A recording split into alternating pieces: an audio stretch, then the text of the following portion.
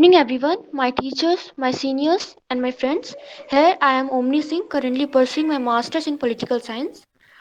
First of all, I would like to thank Rajnikant sir who gave me this opportunity on this learning platform, The Circle. So I welcome all the faculty members who are joining this lecture from the different parts of India. Our today's topic of discussion is role of courts in protecting people's right in India. As it is said, human rights are not an issue of charity, they are an issue of justice.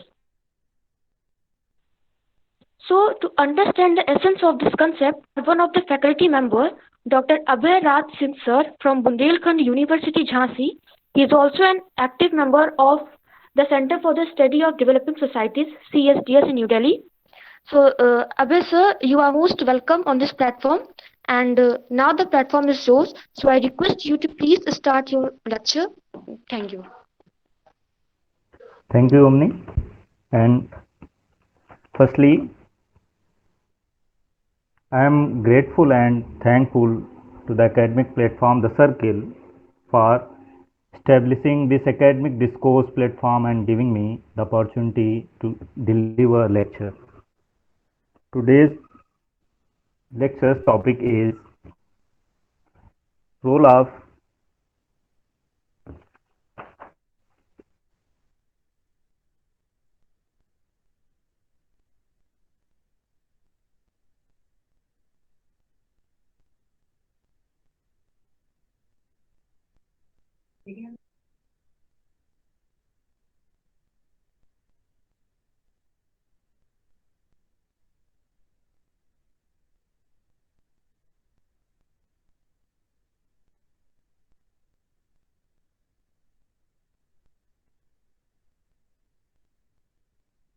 hello, am I audible? Hello. जी sir now you're audible. आपकी बीच में आवाज में glitches आ गए थे। Problem थी। तो today's topic of the lecture is role of courts in protecting individuals right in India. ये जो लेक्चर है ये बेसिकली 3 पार्ट्स में डिवाइडेड है, वैसे 4 भी कह सकते हैं। पहले तो इंट्रोडक्टरी पार्ट है, then after evolution of individual rights और ह्यूमन राइट। जनरली राइट्स को हम ह्यूमन राइट्स के संदर्भ में ही देखते हैं। Second part is human rights in India and third is the role of the judiciary in protecting individuals right. जैसा कि हम जानते हैं कि मानव जाति या मनुष्यता का जो इतिहास है वह मनुष्य के शोषण, आत्मसम्मान और अन्याय के विरुद्ध संघर्ष से बहुत हद तक अंतर्संबद्ध है। और हमें यह भी पता है कि notion of the justice is very pure and divine concept. एक और न्याय के बारे में एक स्टेटमेंट भी है, injustice anywhere is a threat to justice everywhere. यानी कि यदि कहीं अन्याय होता है तो अन्यत्र भी अन्याय को पनपने का अवसर देता है। और न्याय की आवश्यकता, यदि मतलब ऐसी स्थिति है तो हमें न्याय की आवश्यकता कब पड़ती है? जबकि हमारे अधिकारों का उल्लंघन होता है। अब बातें आती है कि ये अधिकार क्या हैं और इन्हें डिफाइन कैसे किया जाता है। तो इंडिविजुअल राइट या व्यक्तिगत अधिकार या कि मानव अधिकार वे अधिकार हैं जो इस संसार में सबको एक समान रूप से प्राप्त हैं। मनुष्य होने के रूप में अपने मौलिक स्वरूप में मानव अधिकार वे मिनिमल राइट्स हैं जो प्रत्येक इंडिविजुअल को बाय वर्च्यू स्टेट या पब्लिक अथॉरिटी के अगेंस्ट उसका मेंबर होने पर ही स्वतः प्राप्त हो जाते हैं, जिसके लिए किसी दूसरे कंसिडरेशन की कोई आवश्यकता नहीं होती है। इन अधिकारों को अभिव्यक्ति सामान्य रूप से कॉन्स्टिट्यूशनल लॉज के अंतर्गत मिलती है इन मॉडर्न स्टेट, जो कि रूलर और रूल्ड के बीच जो राइट्स और ऑब्लिगेशंस को रेगुलेट और रिकॉग्नाइज करता है। यही कारण है कि modern state judicially enforceable rights का बहुत कॉम्प्रिहेंसिव चैप्टर मेंटेन करता है। बहुत हद तक वो अपने लॉज में या कॉन्स्टिट्यूशन में उसको शामिल करता है, जिसे सामान्य रूप से हम मौलिक अधिकार के रूप में जानते हैं या समझते हैं। कोई भी राज्य विभिन्न अधिकारों के द्वारा ही अपने सोशल ऑर्डर के फ्रेमवर्क को मेंटेन करता है। इसके बगैर किसी भी वेल ऑर्डर सोशल लाइफ की संभावना नहीं की जा सकती है। इसके बगैर, सॉरी, मतलब इसके बिना किसी वेल ऑर्डर लाइफ पॉसिबल नहीं हो सकती है।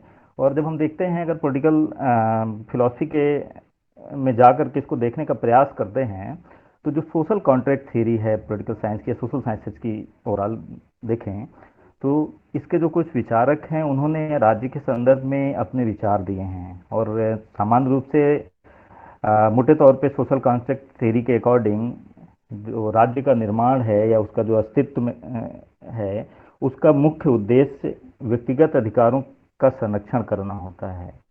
अब इसी संदर्भ में अरस्तु, जो जिसको कि प्रथम राजनीतिक सिद्धांतकार भी कहा जाता है, वह कहता है कि state came into existence out of base necessities of life and continues for the sake of good life। वहीं जब हम और थोड़ा आगे देखते हैं, तो लॉक, जिनको कि लिबरल थ्योरी का फाउंडर माना जाता है, लॉक के अकॉर्डिंग लॉक कहता है कि end of the state is to remove the obstacles that hinder the development of an individual. यानी वो किसी भी प्रकार की राज्य जो है, जब व्यक्ति के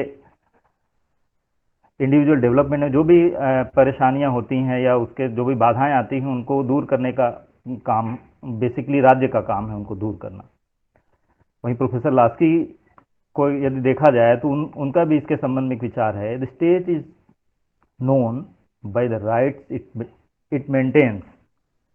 यदि समग्र रूप से देखें तो end of the state is to remove, sorry, ये समग्र रूप से देखा जाए तो है जो कि राज्य का मेन ऑब्जेक्टिव होता है। व्यक्ति के आत्मसम्मान या गरिमा की संरक्षा सोशल हार्मोनी के लिए बहुत आवश्यक है। इस अनुपस्थिति या उल्लंघन को निजी रूप से किसी इंडिविजुअल को और सामान्य रूप से पूरे समाज के लिए, यानी इसकी अनुपस्थिति जो है पूरे समाज के लिए गंभीर परिणाम उत्पन्न कर सकती है।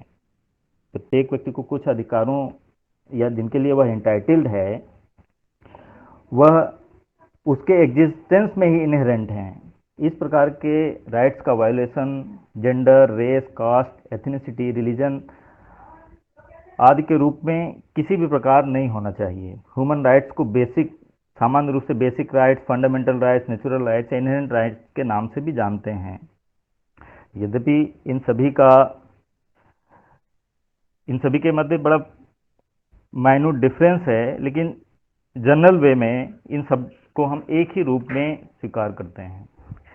Next, second part of the lecture, और technically the first part of the lecture, the evolution of individual rights or human rights. The concern of human rights became popular only in 20th century, particularly after the Second World War, but its notion is as old as humanity। यानी सामान्य रूप से human rights का concept जो है 20वीं शताब्दी में popular होता है, लेकिन अपने मौलिक स्वरूप में मनुष्य की उत्पत्ति से ही इसका एग्जिस्टेंस है। यह जो धारणा है ह्यूमन राइट्स की, यह एक तरीके से स्टैटिक प्रोसेस नहीं है। इसमें इसका जो डेवलपमेंट हुआ है एक डायलेक्ट्रिकल प्रोसेस के थ्रू इसने अपना विकास किया है। विभिन्न प्रक्रियाओं और चरणों से गुजरने के बाद इसको इसका वर्तमान स्वरूप प्राप्त हुआ है। और कि जो इंडिविजुअल राइट्स का कॉन्सेप्ट है, इसके विकास का जो क्रम है, यदि हम उसको देखने का प्रयास करें तो मनुष्य अपनी प्रिमिटिव स्टेज में, जिसमें वो इंस्लेव्ड था, वहां से लेकर मॉडर्न डेमोक्रेसीज में जिस तरीके से उसको जो राइट प्राप्त हुए हैं, यह विभिन्न चरणों में होते हुए गुजरा है।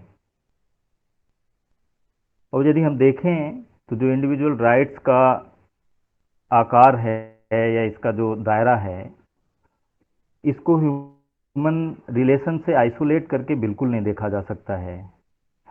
और ये जो ह्यूमन रिलेशन है, इसका फॉर्मेशन और रेगुलेशन जो है किसी भी सोशियो पॉलिटिकल इकोनॉमिक सिस्टम में कुछ स्पेसिफिक टाइम पीरियड में प्रिवेल करता है, जो कि उस समय चल रहा होता है, और कोई भी स्टेट उन मीन्स और मेथड्स को निर्दिष्ट करता है जो कि इन अधिकारों का संरक्षण करते हैं। यानी कि वह मनुष्य जो है प्राथमिक या प्रिमिटिव स्टेट से ही इसके लिए संघर्षरत रहा, जबकि वह कुनबों में या कुलों में या जातियों के मध्य छोटी इकाइयों में रहता था। वह उन प्रिमिटिव स्टेज में या कुलों में जब रहता था, तो उसने जो अपने इंडिविजुअल राइट्स के लिए एसर्ट किया या दावा जो किया, वो उसको काफ़ी हद तक स्वाभाविक तौर पे उन छोटे छोटे सोशल ऑर्गेनाइजेशन में उसको मिल जाते थे। लेकिन जैसे जैसे डेवलपमेंट होता गया स्टेट का और पूरे सोशल स्ट्रक्चर का,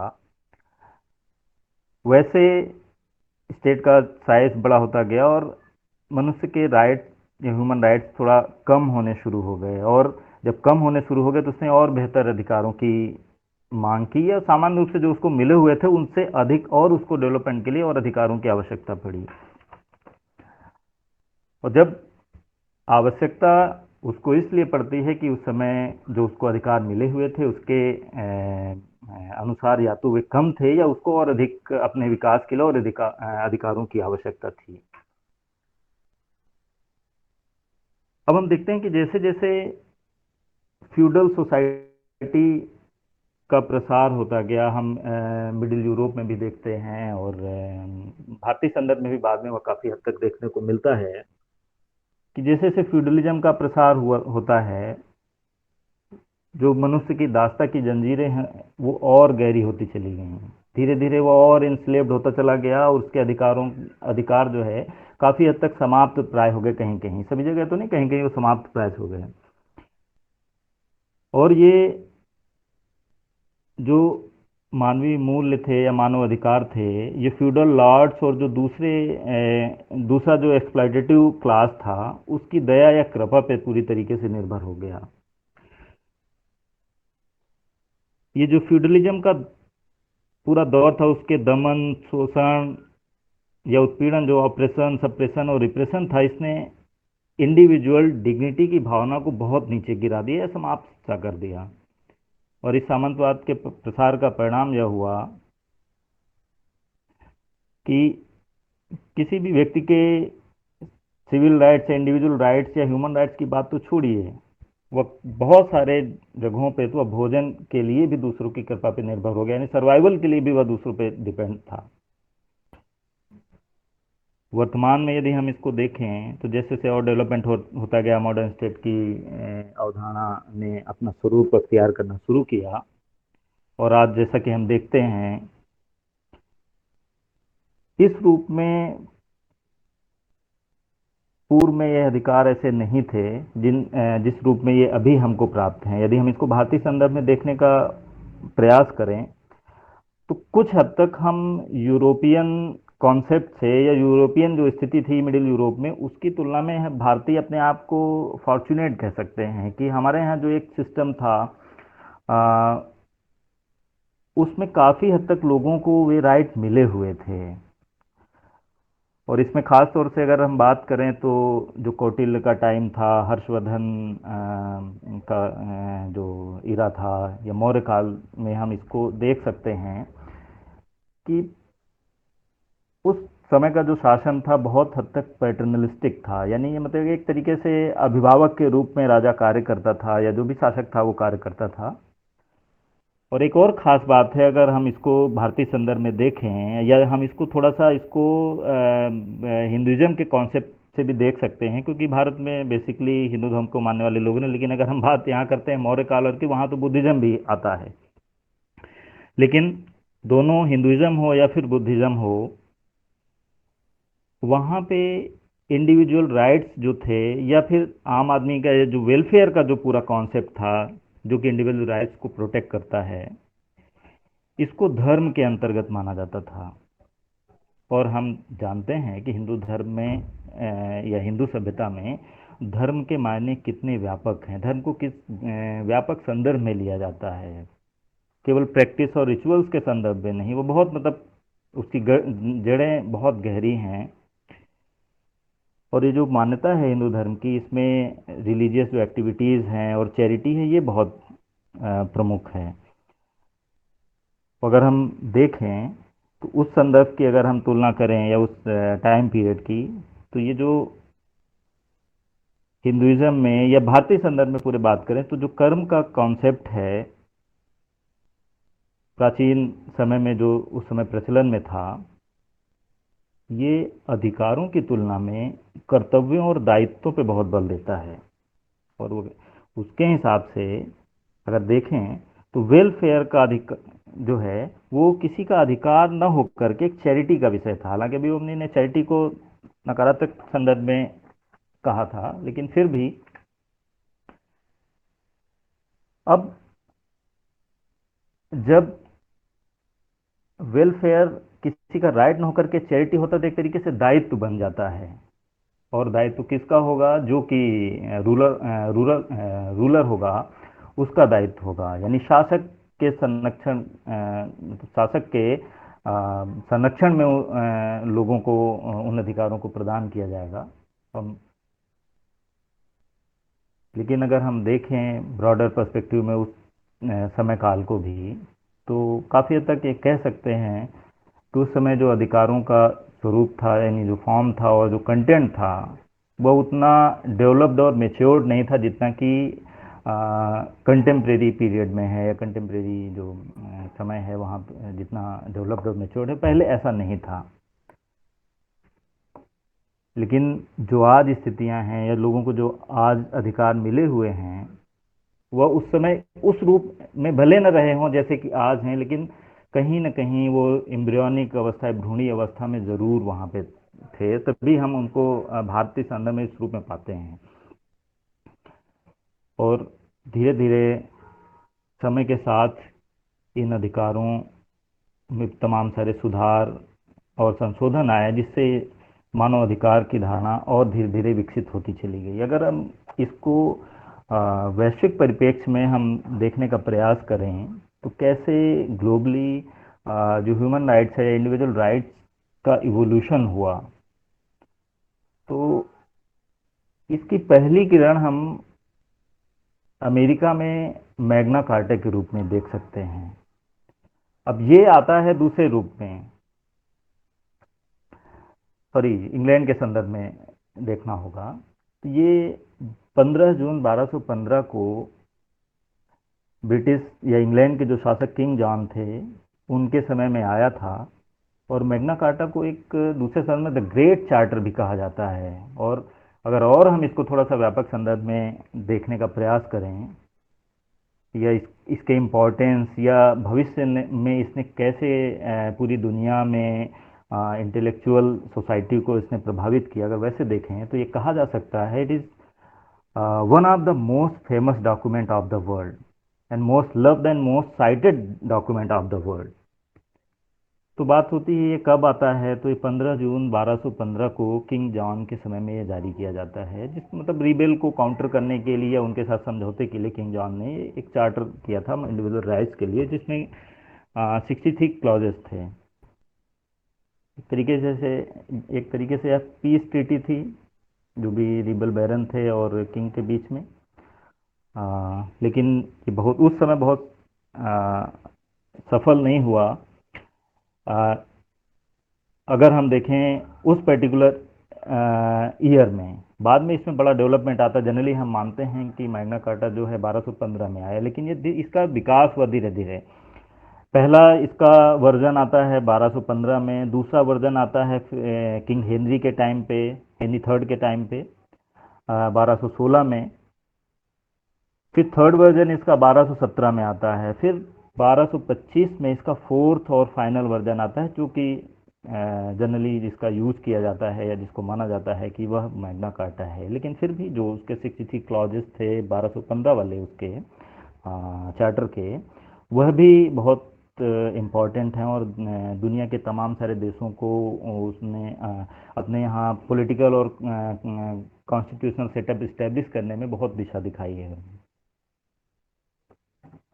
और ये जो मैग्ना कार्टा था, इसके जो टोटल 63 क्लॉज हैं, इनमें से 3 क्लॉज जो हैं वो जब ब्रिटेन का संविधान बनता है 1215 में मैग्ना कार्टा था और ब्रिटिश संविधान 1688 में ब्रिटेन को आज़ादी मिलती है और उसके बाद कॉन्स्टिट्यूशनल डेवलपमेंट, तो ब्रिटिश लॉ का भी पार्ट बाद में बनाया जाता है। हालांकि ब्रिटेन का संविधान कोई इंस्टेंटली एक दिन में या किसी कॉन्स्टिट्यूएंट असेंबली के द्वारा नहीं बनाया जाता और धीरे धीरे डेवलपमेंट का एक उसका इवॉल्वमेंट जो है वो डेवलपमेंट के थ्रू होता है। अब ये जो 3 क्लास मैग्ना कार्टा के ब्रिटिश लॉ के पार्ट बनाए गए, इन पे ध्यान देने की ज़रूरत है, जिसमें से एक बहुत ही ज़्यादा इंपॉर्टेंट जिसकी वजह से ह्यूमन राइट्स या इंडिविजुअल राइट्स का जो वर्तमान स्वरूप है वो हमें उसकी वजह से ही प्राप्त हुआ है। तो पहला अगर क्लास देखें तो क्या है, one defends the liberties and rights of the English church. तो वो चर्च के बारे में है, कोई खास मतलब नहीं है हमको उससे। दूसरा जो है confirms the second class confirms the liberties and customs of the London and other towns. तो ये भी केवल और केवल ब्रिटेन और उसके बारे में है, तो इससे भी हमें कुछ खास मतलब नहीं है। तीसरा जो है यह बहुत मायने रखता है, अगर मैं इसका इंग्लिश वर्जन पढ़ूं, no free man shall be seized or imprisoned or stripped of his rights or possessions or outlawed or exiled or deprived of his standing in any other way, nor will we proceed with force against him or send others to do so except by the lawful judgment of his equals or by the law of the land. To no one will we sell, to no one deny or delay right or justice। यदि इसको हम हिंदी में समझने का प्रयास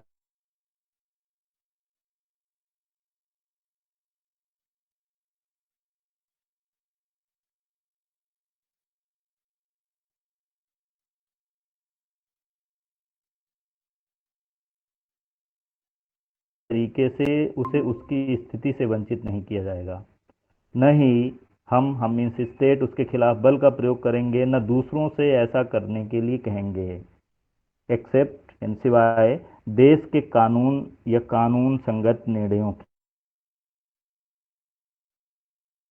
और आगे कहता है कि हम किसी को न बेचेंगे, न ही उसके अधिकारों या न्याय का इनकार या स्थगन नहीं करेंगे।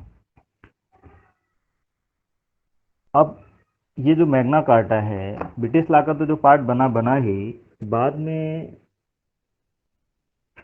जब अमेरिकन कॉन्स्टिट्यूशन बनता है 1789 में, जिससे कि हमने अपने फंडामेंटल राइट्स को एक तरीके से अपने उसको बारो किया है, ये एक तरीके से यूनाइटेड नेशंस का जब कॉन्स्टिट्यूशन बन रहा होता है तो उसमें बिल ऑफ राइट्स के रूप में इसकी झलक हमको दिखती है। इसके साथ ही अन्य दुनिया के अन्य देशों में महत्वपूर्ण संधियों में या अन्य दस्तावेजों में इसकी महक या खुशबू देखी जा सकती है, जिसका सबसे बड़ा प्रमाण यूनाइटेड नेशन ऑर्गेनाइजेशन का जो 1948 का universal declaration of human rights है उसमें हम देख सकते हैं। फिर इसके बाद 1950 में 1950 में European convention of human rights जो है उसने भी इसको बहुत हद तक स्वीकार किया है। अब आगे अगर बढ़ते हैं तो सेकेंड पार्ट पे आते हैं कि इंडिविजुअल राइट्स और ह्यूमन राइट्स की भारत में क्या स्थिति है। तो हम सभी जानते हैं कि भारत जो है विश्व का सबसे बड़ा लोकतंत्र है, बड़ा कहें या विशाल कहें, और हम 1947 में हमको इंडिपेंडेंस मिलती है। इस पूरे इंडिपेंडेंस या फ्रीडम स्ट्रगल के दौरान जो भी फ्रीडम फाइटर्स थे उनके जब इंडिविजुअल राइट्स का हनन हुआ या उनको, हम जानते हैं तमाम बार उनको ज़बरदस्ती या जबरन जेलों में बंद कर दिया जाता था और उनको अपनी आवाज़ नहीं उठाने दी जाती, कई बार तो कोई आर्टिकल लिखने में या कुछ लिख देने भर से ही उनको जेलों में बंद कर दिया जाता था।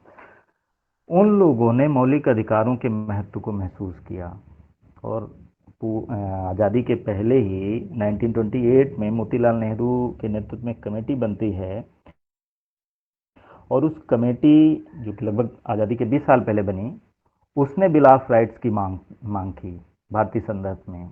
इसलिए हम ये मान सकते हैं या ये कह सकते हैं कि जो फंडामेंटल राइट्स या ह्यूमन राइट्स या इंडिविजुअल राइट्स की जो बात है भारतीय संदर्भ में, भारतीय कॉन्स्टिट्यूशन जिसको शामिल किया गया है, जब जो लोग भारत की आज़ादी के लिए लड़ाई लड़ रहे थे वो स्वयं ही इसका रिकमेंडेशन करते हैं और वही लोग कॉन्स्टिट्यूएंट असेंबली के मेंबर बनते हैं, जैसे तमाम सारे लोग। तो ये स्वाभाविक ही था कि वो एक तरीके से इन मानव अधिकारों को अ, संविधान में स्थान देने का काम करते हैं, और ऐसा उन्होंने किया भी। और बाद में भारतीय संविधान जब बन के तैयार हुआ तो पार्ट थर्ड में इसको हमने रखा है, आर्टिकल 12 से लेकर के 35 तक। और अगर देखें तो एक और आधार भी, ये जो स्वाधीनता यानी फ्रीडम फाइटर्स का जो रोल था वो तो था ही, एक दूसरी चीज़ जो थी उसने भी हमें इसके लिए प्रभावित किया कि हम अपने लोगों को या अपने निवासियों को फंडामेंटल राइट्स या इंडिविजुअल राइट्स दें उस रूप में जैसा कि दुनिया के बड़े देशों में, या जिनको माना जाता था कि वे एस्टेब्लिश कंट्रीज़ हैं और उन्होंने अपने यहाँ लोगों को अधिकार दिए हैं, तो उनके जैसे अधिकार दें। तो इसका एक कारण है कि भारत यूएनओ का फाउंडर मेंबर था, और यूएनओ ने 1948 में universal declaration of human rights जारी किया, और भारत भी इसका पार्ट बना। तो भारत ने भी इसको साइन किया, और हमारा ये होता है 1948 में, और हमारा कॉन्स्टिट्यूशन 1949 में बन के तैयार होता है, जो कि इम्प्लीमेंट 50 में होता है। अब जबकि हम जानते हैं कि हम वर्ल्ड्स लार्जेस्ट डेमोक्रेसी हैं, तो स्वाभाविक रूप से हमें यह सब करना था और हमें अपने नागरिकों को देना, ये हमारा दायित्व था। संविधान सभा जो थी उसने भी अपनी सहमति व्यक्त की, और जो वर्तमान हमारा संविधान है वह भी इन अधिकारों के प्रति गहरी निष्ठा को व्यक्त करता है। पार्ट 3 जो है वो मतलब 12 से लेकर 35 तक सिविल पॉलिटिकल राइट्स को इंक्लूड करता है, जबकि कुछ ऐसे राइट जो इसमें शामिल नहीं किए गए हैं उनको पार्ट 4 में डाला गया है, जिसको directive principle of state policies कहते हैं। इनमें से इकोनॉमिक, सोशल, कल्चरल राइट को शामिल किया गया है मोटे तौर पे। और जो संविधान का यह भाग है राज्यों के लिए, जिनको मतलब अगर पॉलिटिकल साइंस में कहें तो जो प्रोविंसेस हैं भारत में, उनके पॉलिसी मेकिंग में गाइडिंग प्रिंसिपल्स का काम करता है। और ये जो गाइडिंग प्रिंसिपल हैं स्टेट पॉलिसीज़ के, ये किन किन देखें अगर किन किन संदर्भों में राज्यों को दिशा प्रदान करते हैं, तो डिस्ट्रीब्यूटिव जस्टिस के उसमें, राइट टू वर्क के रूप में, राइट टू एजुकेशन के रूप में, सोशल सिक्योरिटी के रूप में, just and human condition of work के रूप में, promotion of inherent of weaker section के रूप में, सॉरी प्रमोशन स्टैंडर्ड न्यूट्रिशन के रूप में, स्टैंडर्ड लिविंग के रूप में, और पब्लिक हेल्थ को इम्प्रूव करने के रूप में, साथ ही साथ जो protection and empowerment of the environment and the ecology, जो कि आजकल हमारे लिए बड़ा ही ज्वलंत हम सब लोगों के लिए विषय है। इन सारे बिंदुओं पे या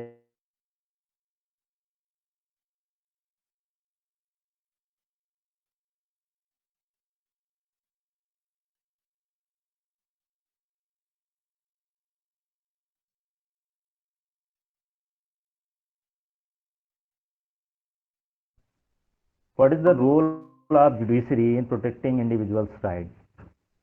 तो हम जैसा कि पहले बात कर चुके हैं कि फंडामेंटल राइट्स को हमने अपने कॉन्स्टिट्यूशन में जगह दी है, लेकिन क्या केवल संविधान में इनको लिख देने भर से इंडिविजुअल जो डिग्निटी है क्या उसको संरक्षण मिल जाता है, या कि स्वाभाविक रूप से इनका फ्री इंजॉयमेंट लोगों को मिल रहा है या हो रहा है, या वो ऐसा कर पा रहे हैं। ऐसा हो रहा है या नहीं हो रहा है, इसको देखने के लिए या इसकी रेमेडी के लिए हमने आर्टिकल 32 रखा अपने कॉन्स्टिट्यूशन। यदि किसी इंडिविजुअल के, कुछ तो हमने सभी लोगों को दिए हैं, कुछ हमने इंडियन सिटीजन्स को राइट दिए हैं जिसके हम जानते हैं। तो 32 जो है वो कुछ कॉन्स्टिट्यूशनल रेमेडीज़ की गारंटी देता है। यदि किसी के कुछ इंडिविजुअल राइट्स या फंडामेंटल राइट्स का अगर भारतीय संविधान के संदर्भ में देखें, जो फंडामेंटल राइट्स यदि उनका उल्लंघन होता है तो कोई भी individual directly even apex court of the India या सुप्रीम कोर्ट या हाई कोर्ट कहीं भी जा सकता है। हाई कोर्ट जाना चाहे तो जाए, नहीं तो अपेक्स कोर्ट जाना चाहे तो भी हो जा सकता है। और कोर्ट को उन अधिकारों के संरक्षण का दायित्व सौंपा गया है। कोर्ट का ये ड्यूटी है कि वो कोई यदि आ रहा है इंडिविजुअल तो उसके अधिकारों की रक्षा करे और उसको एप्रोप्रिएट संरक्षण दे। और ये जो है सुप्रीम कोर्ट और हाई कोर्ट जो है उसको इन फंडामेंटल राइट्स के इन्फोर्समेंट का अधिकार पूरी तरीके से प्राप्त है। यह अगर हम अपेक्स कोर्ट के संदर्भ में बात करें तो 32 आर्टिकल 32 उसको यह अधिकार देता है, और अगर हम हाई कोर्ट की बात करें तो 226 उसके लिए प्रावधान करता है, संविधान में उसका उल्लेख है। यदि मतलब अगर इस संदर्भ में देखें तो कोई भी व्यक्ति या नागरिक जिसके मौलिक अधिकारों का उल्लंघन हो रहा हो वह डायरेक्टली वहां अपील कर सकता है। यदि वह जाता है डायरेक्टली कोर्ट्स में, supreme court, high court, even lower court में तो जनरली जा सकते हैं, लेकिन हाई कोर्ट जनरली हम जानते हैं कि इंडिविजुअल्स के लिए अपीलिएट कोर्ट होता है, तो डायरेक्टली हम नहीं जा सकते जब तक हमारे फंडामेंटल राइट्स का वायलेशन ना हो रहा हो। तो इस संदर्भ में देखें तो यदि कोई कोर्ट जाता है उसके इंडिविजुअल राइट्स के वायलेशन को लेकर के, तो कोर्ट्स उसमें कोई सुसंगत आदेश, निर्देश या रिट जारी कर सकता है। और ये जो रिट जारी होती हैं बेसिकली 5 प्रकार की होती हैं, जैसे कि हम जानते हैं habeas corpus, mandamus, provision, quo warranto and certiorari. हमने जो अपने कोर्ट्स का स्ट्रक्चर बनाया है, जनरली हमको देखने में तो लगता है कि हमने एक हायरार्किकल स्ट्रक्चर बना लिया, जबकि ऐसा है नहीं। हमारे यहाँ सुप्रीम कोर्ट, हाई कोर्ट या इवन लोअर कोर्ट भी इक्वल प्लेटफॉर्म पे हैं। बस केवल कुछ मामलों में हम किसी एक कोर्ट के मामले की अपील किसी अपर कोर्ट में जाके कर सकते हैं। तो संविधान में हमने जुडिशरी को, खास तौर से हमने अपनी अपेक्स कोर्ट को अपने ह्यूमन राइट्स का या पीपल्स के ह्यूमन राइट्स का अल्टीमेट गार्जियन अपॉइंट किया है। वह ऐसा कर देने से जो कोर्ट है वह जो हमको प्रकट रूप में जो अधिकार मिले हुए हैं, यानी जो उद्घृत हैं, यानी इन्यूमरेटेड हैं, या जो अनुद्घृत हैं, अनइन्यूमरेटेड जो राइट्स हैं, उनका भी प्रोटेक्शन सुप्रीम कोर्ट या हाई कोर्ट कर सकता है या करता रहा है। और ये जो राइट है उसके दायरे और क्षेत्र को बहुत व्यापक बना देता है। अब ये कोर्ट्स को कैसे मिला, हम जानते हैं कि हमारे कोर्ट को जुडिशियल रिव्यू का राइट मिला हुआ, और हमने ये जुडिशियल रिव्यू अमेरिका से बारो किया है। अमेरिकी कॉन्स्टिट्यूशन का ये पार्ट था तो हमने उससे बारो किया। इस जुडिशियल रिव्यू के राइट ने इंडिविजुअल राइट्स के दायरे को और ज़्यादा व्यापक कर दिया है, यानी उसको और एक्सटेंशन प्रदान किया है। इसको हम कुछ केसेस के संदर्भ में देख सकते हैं कि कैसे जुडिशियल रिव्यू ने इंडिविजुअल राइट्स के प्रोटेक्शन में मदद की है। और थोड़ा सा हो सकता है कि केसेस की बात बोरिंग हो, लेकिन ध्यान देने वाली बात यह है कि पहला मामला आता है जब हम फर्स्ट कॉन्स्टिट्यूशनल अमेंडमेंट करते हैं। तो एक आता है 1951 में Shankari Prasad versus union of India case. इसमें कॉन्स्टिट्यूशनल अमेंडमेंट को चैलेंज किया जाता है, और जो भी जानते हैं संशोधन के बारे में कि जो इस मामले में जब डिसीजन आता है, जो डिसीजन आया, यानी संविधान संशोधन का जो 368 का जो आर्टिकल 368 में जो पार्लियामेंट को कॉन्स्टिट्यूशनल अमेंडमेंट का जो राइट मिला हुआ है, उसके संदर्भ में उसने आदेश पारित किया कि parliament has power to amend any part of the constitution including fundamental rights.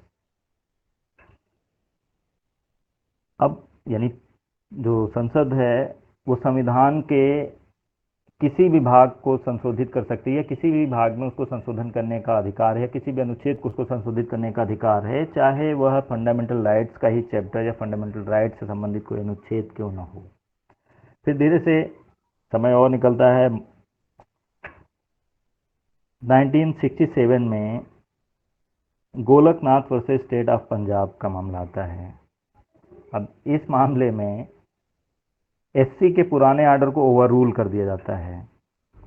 जो शंकरी प्रसाद वाला मामला था, उसमें जो ऑर्डर कोर्ट ने दिया था कि parliament can amend any part of the constitution, उसको ये ओवररूल करती है।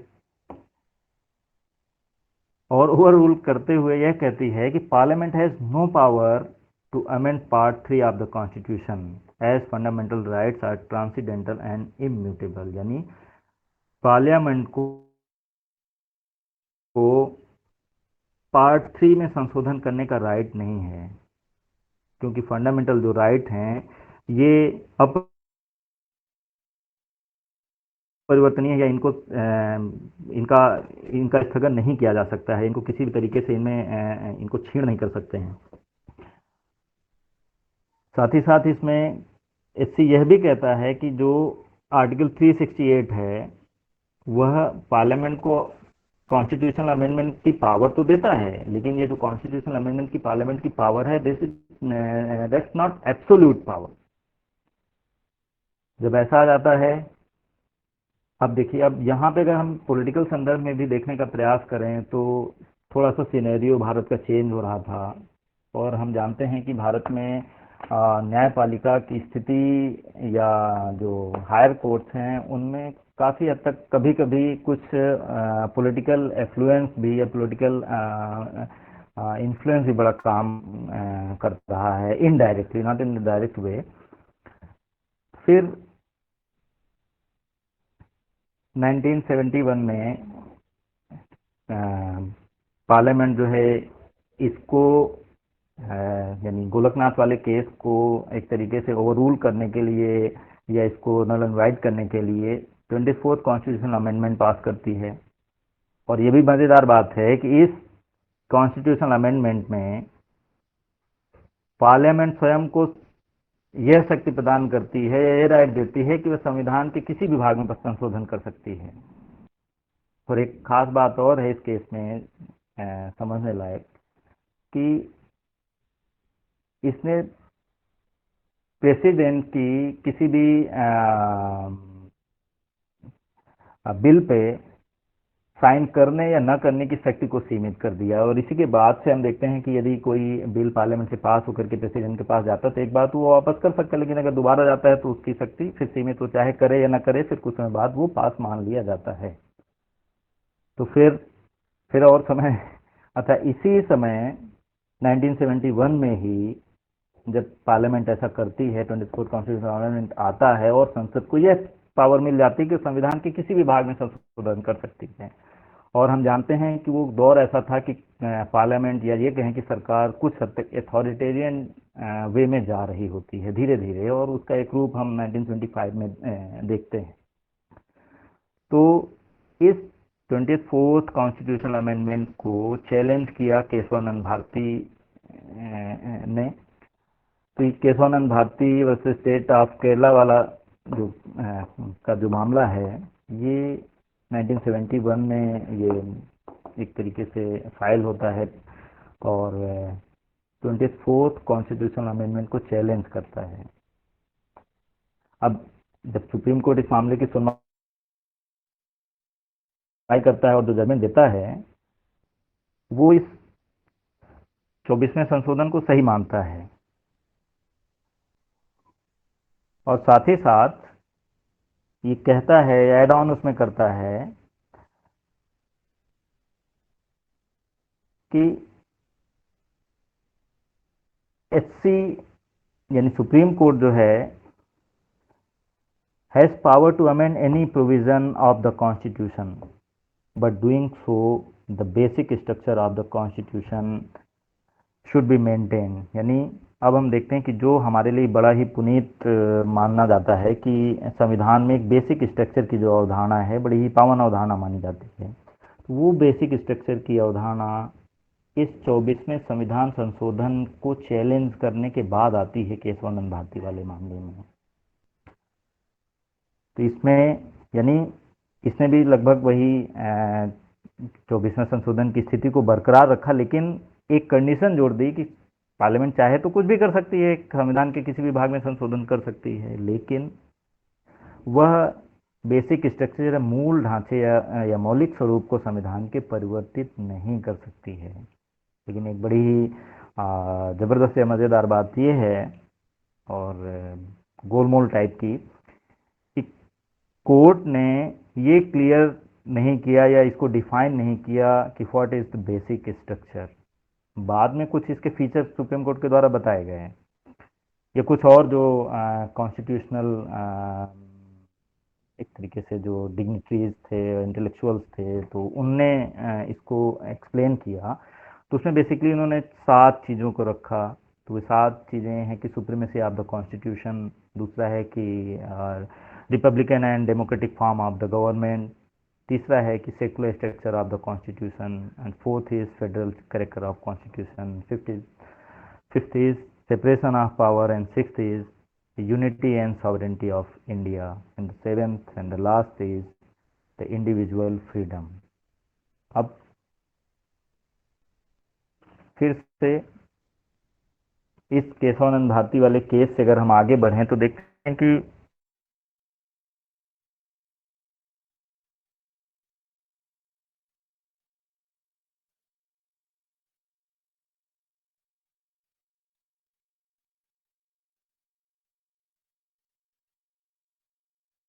एक केस होता है, या एक, हम लोग सब जानते हैं कि एक एक्ट बना था, Misa, maintenance of internal security act.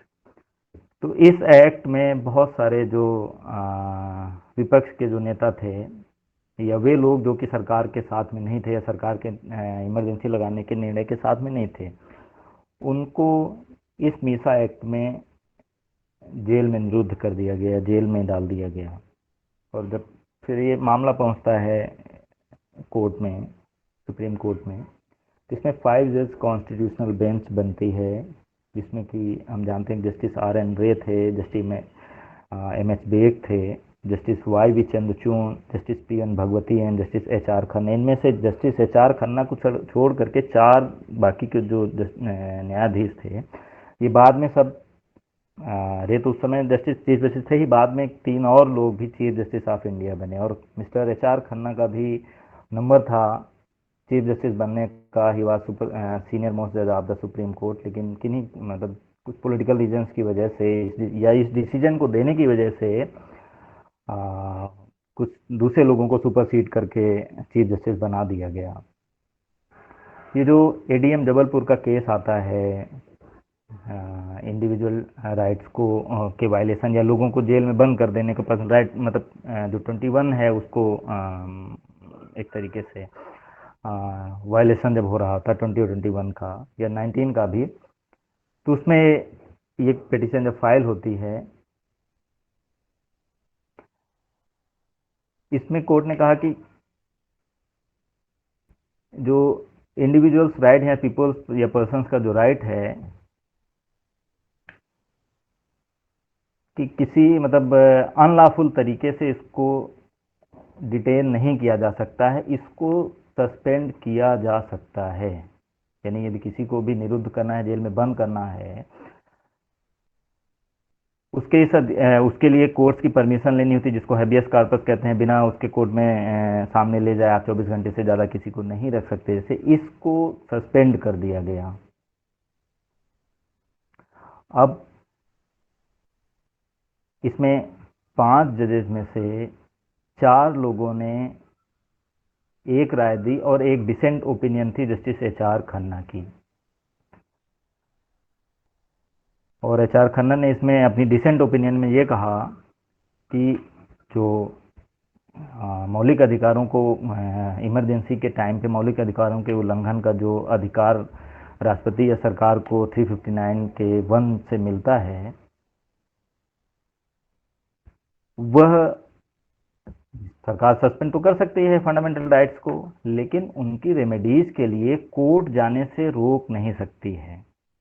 अब यही जस्टिस खन्ना की डिसेंट ओपिनियन थी, और इसी ओपिनियन की वजह से ही उनको चीफ जस्टिस ऑफ इंडिया नहीं बनने दिया गया। और एक मज़ेदार बात यह है कि इसमें जस्टिस भगवती और तीन और जो लोग थे, उन तीन और लोगों की एक राय थी। जस्टिस भगवती बाद में पब्लिकली इन्होंने कहा भी कि मुझे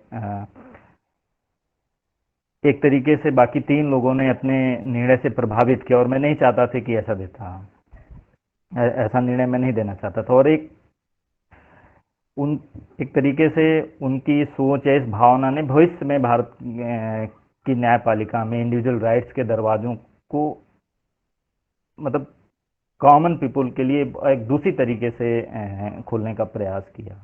बाद में जब देखते हैं कि 1975 में इमरजेंसी लगती है और 77 में नई सरकार का गठन होता है और इमरजेंसी खत्म होती है मार्च में। और इसी जब नई जनता पार्टी की गवर्नमेंट बनती है तो कुछ लोग भाई एक तरीके से राजनीतिक द्वेष की भावना से भी लोग काम करने लगते हैं कि उनके इंडिविजुअल राइट्स का इतने लंबे समय तक हनन किया गया हो और लंबे समय तक जेलों में बंद रखा गया हो और किसी भी प्रकार के कुछ अधिकार उनको न दिए गए हों या इवन कॉन्स्टिट्यूशनल रेमेडीज के अधिकार उनको न मिले हैं, तो कई बार होता है। और हम जानते हैं भारतीय संदर्भ में कि एक राजनीतिक द्वेष की भावना काफ़ी पाई जाती है यहाँ। तो इसमें एक मामला आता है मेनका गांधी का 1977 में। अब ये मामला गोल्डन ट्रायंगल केस कहलाता है। अब गोल्डन ट्रायंगल केस क्या है कि ये आर्टिकल 19, आर्टिकल 21 और आर्टिकल 14 को इक्वली डील करता है, एक साथ उसको डील करने का काम करता है। अब होता क्या है कि जैसे इमरजेंसी हटती है, नई सरकार बनती है, तो किसका क्या रोल था हम सारे लोग काफ़ी हद तक उसको जानते हैं, उस पर जानने की ज़रूरत नहीं है, नहीं तो बहुत दूर तक चला जाएगा। मेनका गांधी ने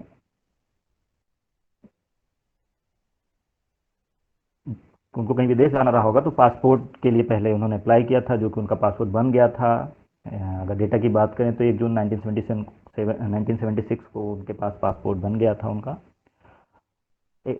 और 4 जुलाई को 76 में रीजनल पासपोर्ट ऑफिस, दिल्ली के रीजनल पासपोर्ट ऑफिस से उनको एक लेटर आता है कि आपका पासपोर्ट पब्लिक इंटरेस्ट में, पब्लिक इंटरेस्ट की वजह से आपको अपना पासपोर्ट सरेंडर करना पड़ेगा और 7 दिन में आप इसको सरेंडर कर दें। तो इसका कारण उन्होंने कोर्ट से रीजनल ऑफिसर से पूछा या पासपोर्ट ऑफिस से पूछा, तो कारण नहीं बताया गया। अब कारण पूछने पर मिनिस्ट्री ऑफ एक्सटर्नल अफेयर्स से एक्सप्लेनेशन आता है और एक्सप्लेनेशन ये होता है कि it is decided in the interest of general public not to furnish her a copy of statement of reason for the making of the order। यानी कि लोक हित में या सामान्य लोगों के हित में किस वजह से आपका पासपोर्ट रोका गया, हम इसको जारी नहीं कर सकते, आपको हम नहीं बता सकते हैं। तो इसी बात को लेकर के मेनका गांधी कोर्ट जाती हैं। अब कोर्ट में फिर जस्टिस भगवती मिलते हैं। अब ये यानी जुडिशियल एक्टिविज्म या जुडिशियल रिव्यू या भारत में जो पीआईएल का पूरा कॉन्सेप्ट है, इसमें चारों तरफ हमको जस्टिस पीएन भगवती दिखते हैं। 3-4 मामलों में ये हर जगह मौजूद हैं। तो मेनका गांधी ये स्वीट फाइल करती हैं और इस केस में सुप्रीम कोर्ट की जो 7 जजेस की कॉन्स्टिट्यूशनल बेंच बैठती है, जिसमें जस्टिस बेग होते हैं जो बाद में सीजेआई बनते हैं, जस्टिस चंद्रचूड़ होते हैं जो खुद बनते हैं, जस्टिस कृष्ण अय्यर होते हैं, जस्टिस भगवती होते हैं, फजल अली होते हैं और पी कैलासम होते हैं और अनिल उटवाला होते हैं। ये 7 लोगों की बेंच होती है और इसने इस केस को इस तरीके से इंटरप्रेट किया या इसने राइट टू लाइफ को जो है और वाइडन किया और उसके स्कोप को जो है एक तरीके से बढ़ाने का प्रयास किया कि जो इन्यूमरेटेड राइट्स थे इंडिविजुअल्स के, उनके साथ साथ जो अनइन्यूमरेटेड राइट्स थे, यानी उद्घित या उद्घित जो भी अधिकार थे संविधान में या मौलिक अधिकारों के अध्याय में या नीति सिद्धांतों वाले चैप्टर में, उनसे अलग जा करके भी इसने इस मामले को डील किया।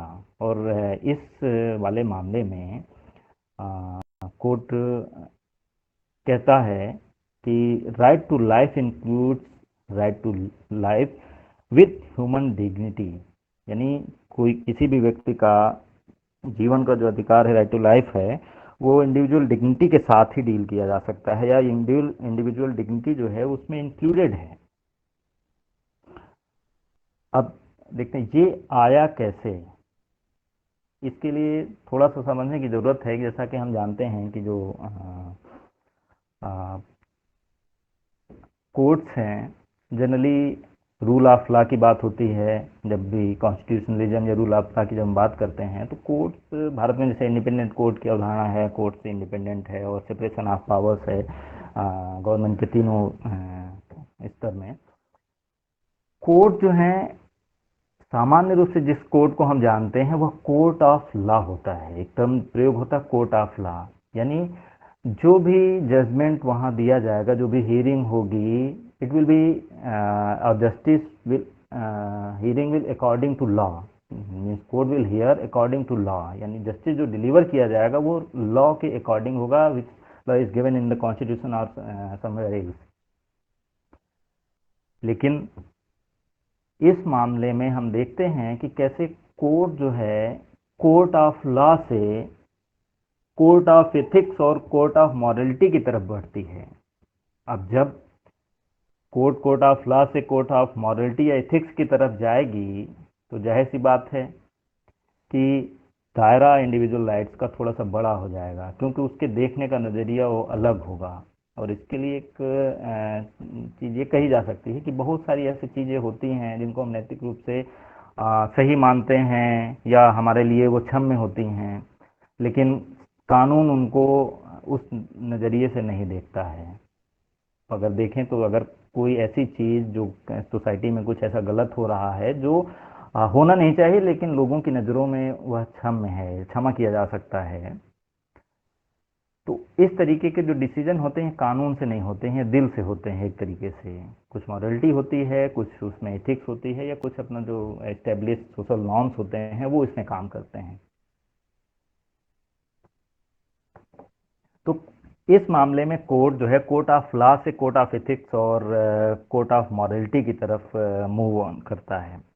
बाद में एक और मामला आता है मिनर्वा मिल्स का, जिसने इसको और एक्सपेंड किया, यानी जो एक तरीके से इंडिविजुअल राइट्स की स्थिति को इसने और एम्पावर किया।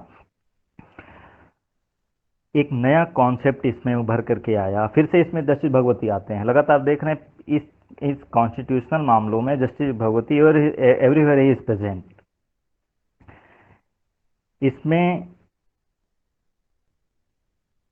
PIL का कॉन्सेप्ट दिया गया मिनर्वा मिल्स के मामले में, जो 77 में शूट होता है और 80 में इसका डिसीजन आता है, यानी पब्लिक इंटरेस्ट लिटिगेशन।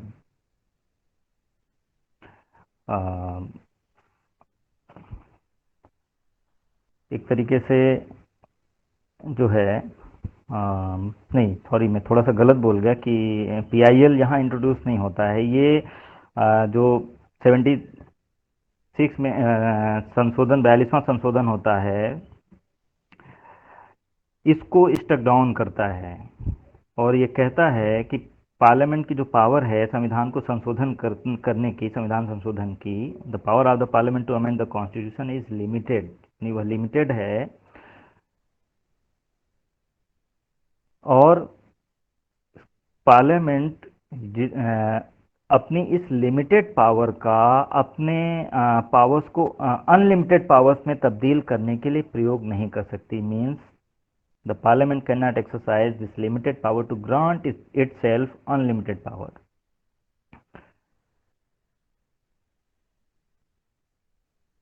एक तरीके से ये जो मिनर्वा मिल्स वाला मामला था, इसने कोर्ट के फैसले में जो अभी हम बात कर रहे थे, केशवानंद भारती वाले केस में जो बेसिक स्ट्रक्चर का कॉन्सेप्ट दिया गया था, उस बेसिक स्ट्रक्चर में जो 7 चीज़ें थीं जो माना गया कि ये भारतीय संविधान का या भारत की व्यवस्था संविधान का जो मूल ढांचा है उसमें जो 7 चीज़ें हैं वो इनहेरेंट हैं, उसमें से 2 और चीज़ों को ऐड किया गया।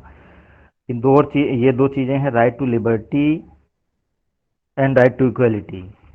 फिर इसके बाद एक और मामला आता है जो बड़ा महत्वपूर्ण है, SP Gupta versus president of India. इसमें फिर से जस्टिस भगवती होते हैं और इस फैसले में ही रूल ऑफ लोकस स्टैंडी को बदल करके पब्लिक इंटरेस्ट लिटिगेशन के कॉन्सेप्ट को इंट्रोड्यूस किया। रूल ऑफ लोकस स्टैंडी क्या है कि यदि किसी के फंडामेंटल राइट्स का वायलेशन होता है तो जिसके राइट्स का वायलेशन होता है वह व्यक्ति डायरेक्टली कोर्ट को अप्रोच कर सकता है for the enforcement of the constitutional legal right, यानी उनके रेमेडीज के लिए वह खुद कोर्ट जा सकता है। इस मसले पे रूल ऑफ लोकस स्टैंडी को पीआईएल के उसमें तब्दील कर दिया गया, उसमें चेंज कर दिया गया कि एक जस्टिस भगवती ने इस कॉन्सेप्ट को इंट्रोड्यूस किया कि कोई भी व्यक्ति जिसके इंडिविजुअली जिसके राइट्स का वायलेशन हो वह तो जा ही सकता है। इसके साथ साथ वे लोग जिनके राइट्स का वायलेशन नहीं हो रहा है या जिनके सामने या किसी अन्य का, और वे जो कि इंडिविजुअली वहां नहीं जा सकते, कोर्ट को अप्रोच नहीं कर सकते हैं for the enforcement of constitutional और लीगल राइट्स, उन ऑन बिहाफ ऑफ देम, यानी उनके बिहाफ पे कोई दूसरा भी सुप्रीम कोर्ट को या हाई कोर्ट को अप्रोच कर सकता है उनके अधिकारों को दिलाने या उनकी रेमेडीज के लिए। साथ ही साथ एक और चीज़ इसमें उन्होंने इंट्रोड्यूस की कि कोई सूट भी फाइल कर सकता है। इसके अलावा एक पोस्ट कार्ड के द्वारा भी कोर्ट को सूचित किया जा सकता है और कोर्ट इसको एक स्वीट के रूप में ही, एक मामले के रूप में ही इसकी सुनवाई करेगी। तो ये जो पीआईएल का कॉन्सेप्ट था, इसने बेसिकली भारत में फंडामेंटल राइट या इंडिविजुअल राइट्स के रूप में एक मील का पत्थर ये साबित हुआ है। और इसने एक तरीके से कहा जाए कि क्या क्या चीज़ें भारत के लोगों को दी हैं, इंडिविजुअल्स को दी हैं, उनको एक तरीके से पूरे उसमें व्यक्त नहीं किया जा सकता है। एक तरीके से असीमित अधिकार इस पीआईएल की वजह से भारतीय लोगों को मिल गए हैं। अब इस संदर्भ में अगर देखें तो कुछ और एक दो मामलों की, वैसे टाइम हो गया, बस एक या दो मामले की बात मैं करूंगा कि इस पीआईएल की वजह से ही एक और मामला आता है वुमेन्स राइट्स का, जो हम जानते हैं कि एक विशाखा गाइडलाइन आई थी 1995 में। ये विशाखा गाइडलाइन आई थी, एक केस हुआ था जयपुर के पास में 1992 में। भंवरी देवी एक गवर्नमेंट, एक तरीके से गवर्नमेंट प्रोग्राम्स के प्रमोशन का काम करती थी, वो सेमी गवर्नमेंट एम्प्लॉय कह सकते हैं। तो उनके साथ मतलब वो जो जिन कार्यक्रमों का प्रचार हो रहा था, जिनका प्रचार किया जा रहा था, वो कुछ सामाजिक कुप्रथाओं के खिलाफ था और कुछ लोगों को ये अच्छा नहीं लगा। तो 5 लोगों ने मिल करके, पुरुषों ने गैंग रेप किया और फिर मामला कोर्ट गया, लोअर कोर्ट में, और लोअर कोर्ट ने 5 लोगों को बरी कर दिया।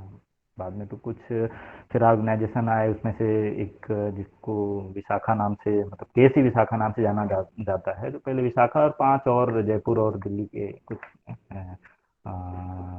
एनजीओ थे, वो आए, उन्होंने इसको सुप्रीम कोर्ट में दाखिल किया और 1995 में आता है। और सुप्रीम कोर्ट एक गाइडलाइन जारी करता है कि किसी भी वर्क प्लेस पे जहाँ पे महिलाएं काम करती हैं वहाँ पे एक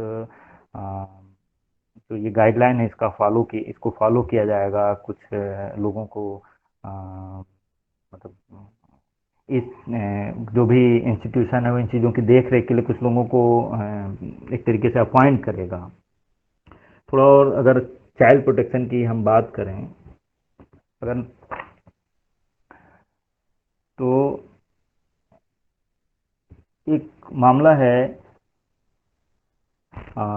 people's Union for Civil Liberties, PUCL versus union of India. इसने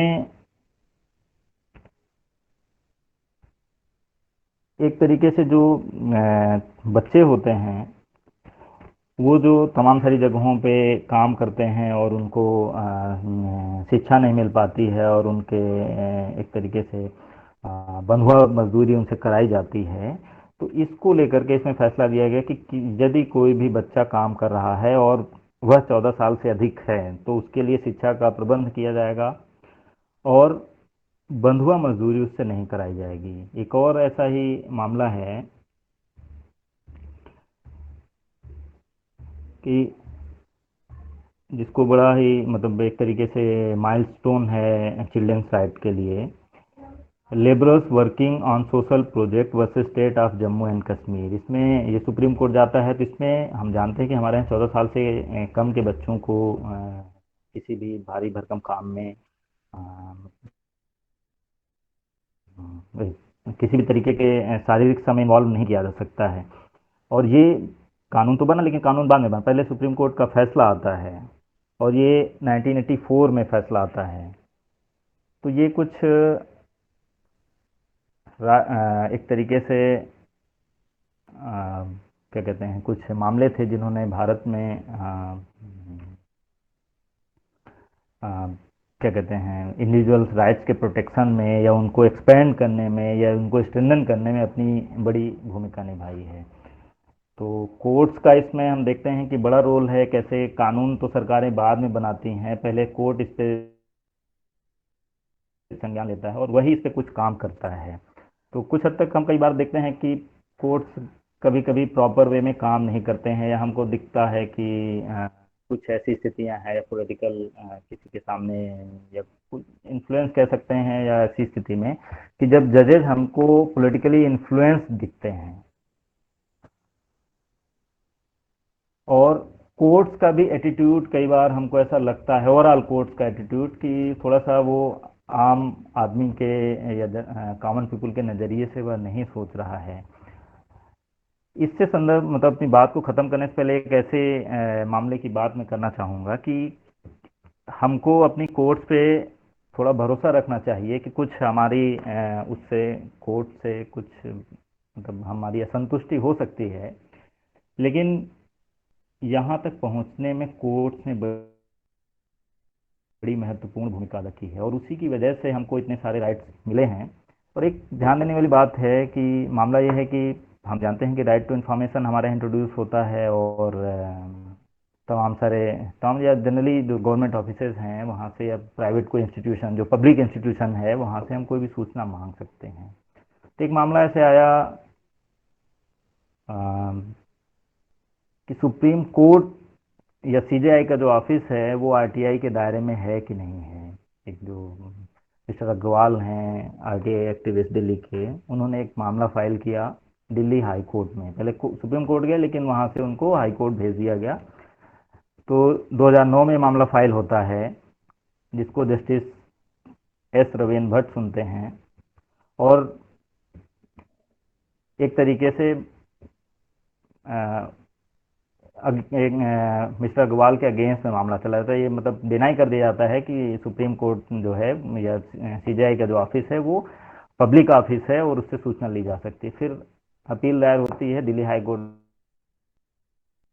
में 2010 में, जिसमें 3 जजों की बेंच बनती है, justice AP Shah, justice Vikramaditya Sen और जस्टिस एस मुरलीधर। इसमें से जस्टिस विक्रमादित्य सेन बाद में सुप्रीम कोर्ट के जज बनते हैं और एस मुरलीधर इस समय उड़ीसा हाई कोर्ट के चीफ जस्टिस हैं। इसमें एक बड़ा ही मतलब रिमार्केबल फैसला इन लोगों ने दिया कि वो फैसला ये था कि office of the CJI comes with the ambit of RTI law. और जब ये फैसला आया कि जो सीजेआई का जो ऑफिस है वो आरटीआई के दायरे में आता है और जो जुडिशियल इंडिपेंडेंस है वो जजेस की प्रिविलेज नहीं है, वह उनकी रिस्पॉन्सिबिलिटी है। तो जब ये फैसला आता है तो आप देखिए यहाँ पे इस मामले में मामला कोई एक इंडिविजुअल दायर करता है और पार्टी सुप्रीम कोर्ट बनती है, यानी सुप्रीम कोर्ट अपना मामला हाई कोर्ट में लड़ रहा है। यानी भारत का सुप्रीम कोर्ट, जिसको हम मानते हैं कि उससे बड़ा कोई कोर्ट नहीं है, वह अपने से संबंधित मामला हाई कोर्ट में लड़ता है और हाई कोर्ट, दिल्ली का हाई कोर्ट सुप्रीम कोर्ट के अगेंस्ट में फैसला देता है और इस फैसले की अपील सुप्रीम कोर्ट फिर से सुप्रीम कोर्ट में करता है। तो यानी सुप्रीम कोर्ट के जो सेक्रेटरी जनरल है उसकी अपील सुप्रीम कोर्ट में करते हैं। सुप्रीम कोर्ट, अब देखिए यहाँ ध्यान देने वाली बात यह है कि सुप्रीम कोर्ट में जब ये मामला मतलब अपील दायर होती है दिल्ली हाई कोर्ट के फैसले के अगेंस्ट में, तो then chief justice justice Ranjan Gogoi वो कॉन्स्टिट्यूशनल बेंच को हेड करते हैं, और 5 और सीनियर मोस्ट जजेस होते हैं।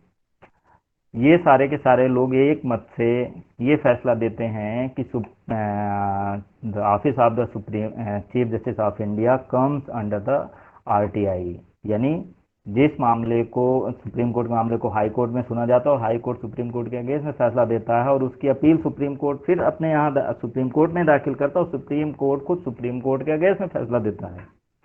तो ये हमारे जुडिशियल सिस्टम की ब्यूटी है। तो कोर्ट्स में कुछ हमको खामियां या कोर्ट के डिसीजन में कुछ वैसा लग सकता है, जजेस का कोई हो सकता है बहुत वैसा मोटिव नहीं होता, और हमें जजेस को कोई मोटिव एट्रीब्यूट करने की ज़रूरत भी नहीं होती है।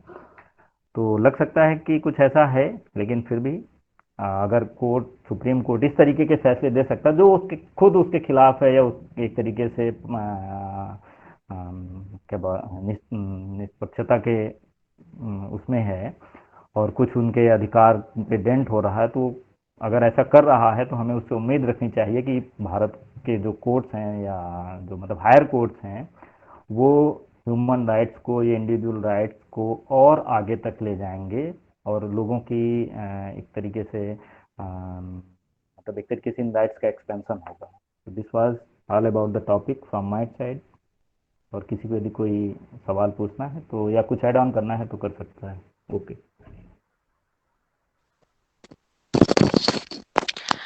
Thank you so much, sir. Thank you for delivering such a wonderful lecture in a very comprehensive manner.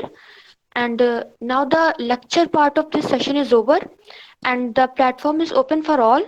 If there is anyone who want to ask any question regarding to this topic, then they are most welcome.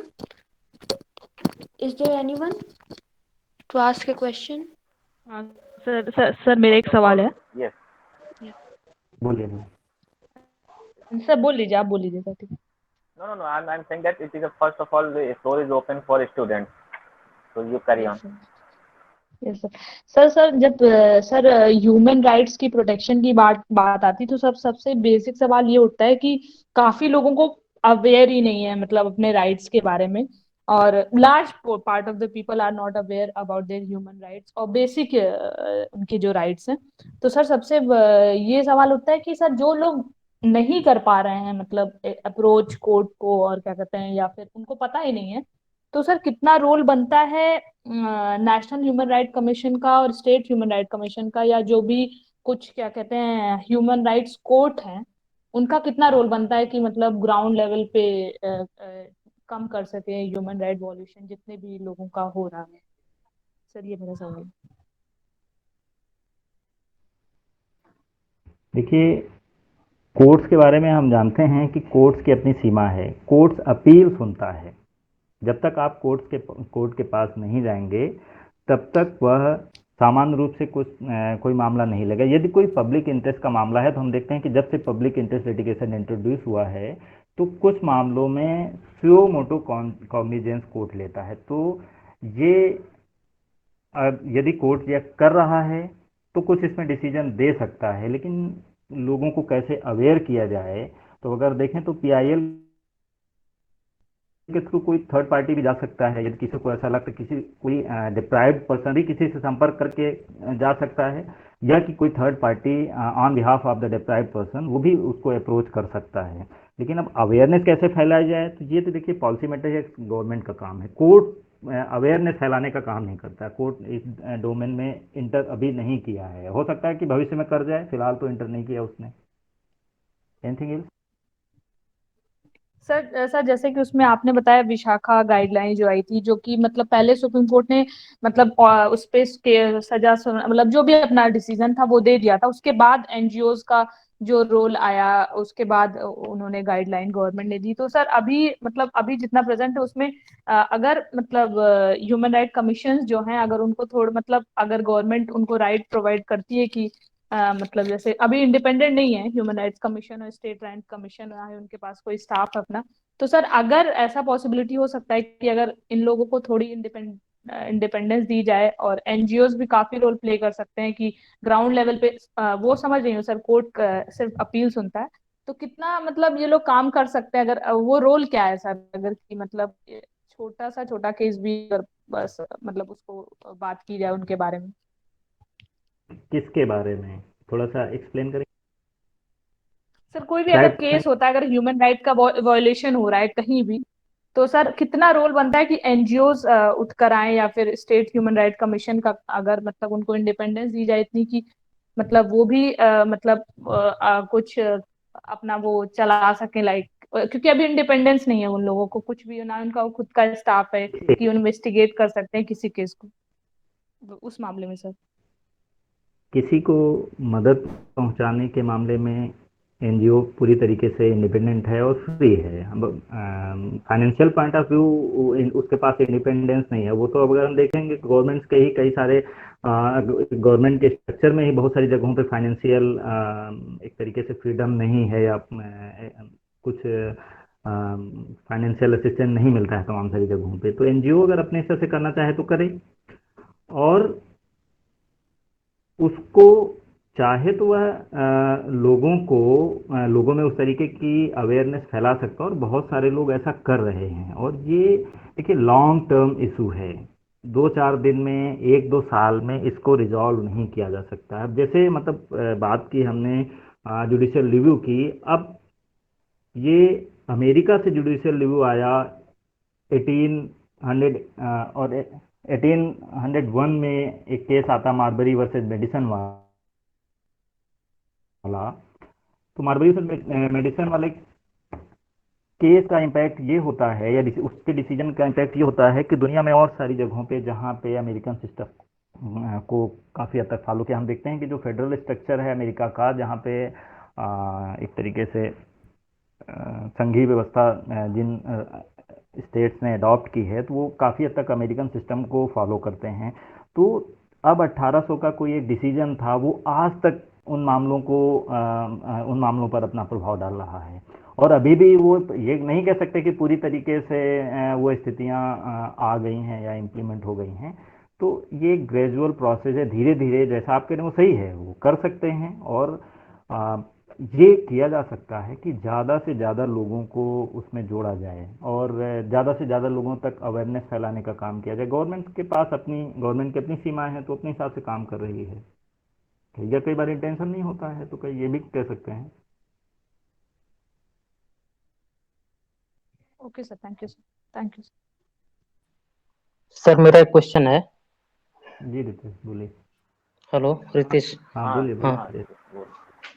Sir मेरा एक question है कि यदि हम protection of peoples right के context में courts के roles को देखें तो न्यू लिबरलिज्म ने किस तरीके से इस पे इम्पैक्ट डाला है, मैं ये जानना चाहूंगा सर।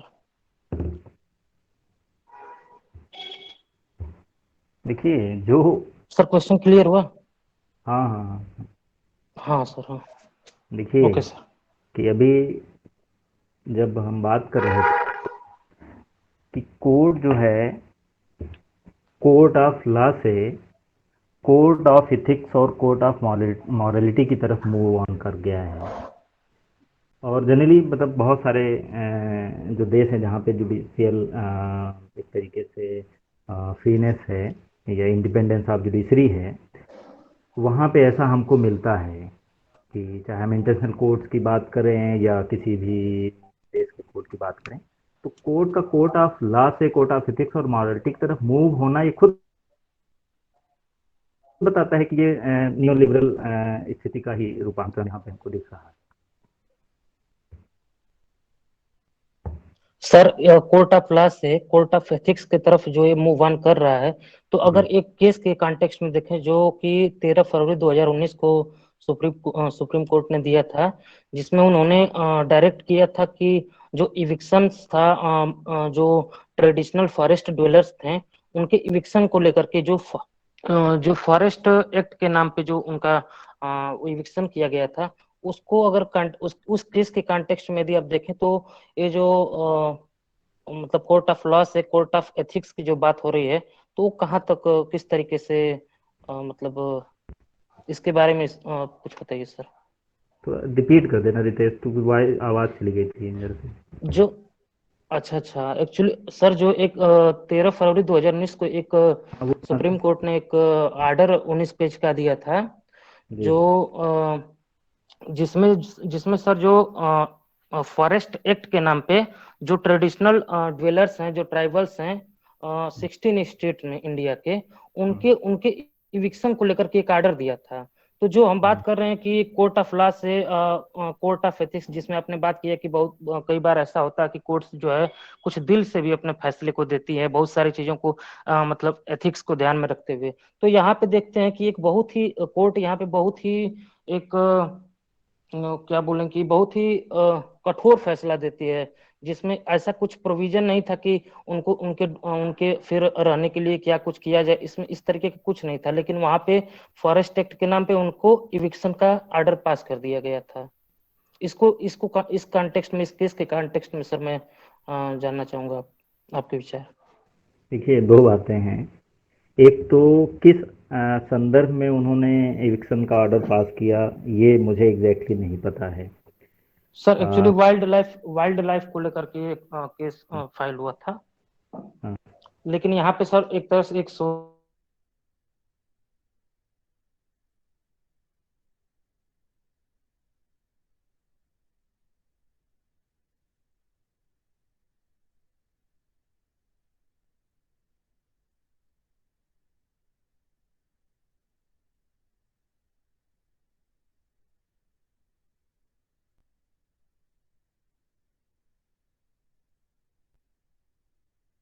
ठीक ठीक। क्योंकि डिस्प्लेसमेंट का भी जो डेवलपमेंट के नाम पे हाँ, बहुत सारे जो डिस्प्लेसमेंट होते हैं, उस हम्म, मतलब वो एक अगेंस्ट जाते हैं वहां पे जिनका डिस्प्लेसमेंट होता है उनके। देखिए, तो वहां पे जो उनका जो फंडामेंटल राइट्स है यहाँ पे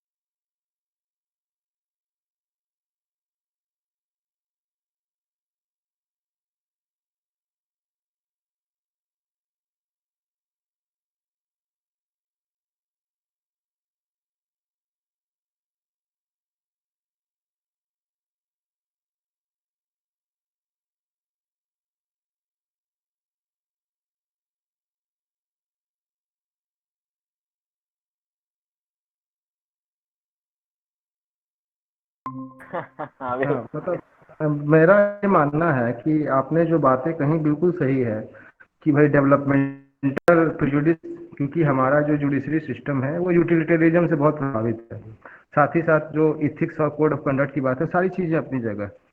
मैं आपसे बस ये जानना चाहता हूँ कि जो भारतीय संविधान में 9वीं अनुसूची का मामला है, उसे कैसे देखा जाए जुडिशियल रिव्यू के साथ जोड़ के। देखिए, अब ये मामला आता है तो 1951 में सबसे पहले तो यही सुनवाई होती है जुडिशियल रिव्यू के संदर्भ में। और कोई और भैया, मतलब मैंने जल्दी इंटरप्ट कर दिया, कुछ और था? रजनी भैया कुछ और कहना चाह रहे थे? ना बस यही कि जो 9वीं अनुसूची है भारतीय संविधान का, उसको जुडिशियल रिव्यू के साथ कैसे देखा जाए। फिर से आवाज़ आपकी थोड़ा डिस्टर्ब हो गई, प्लीज़ रिपीट कर दें।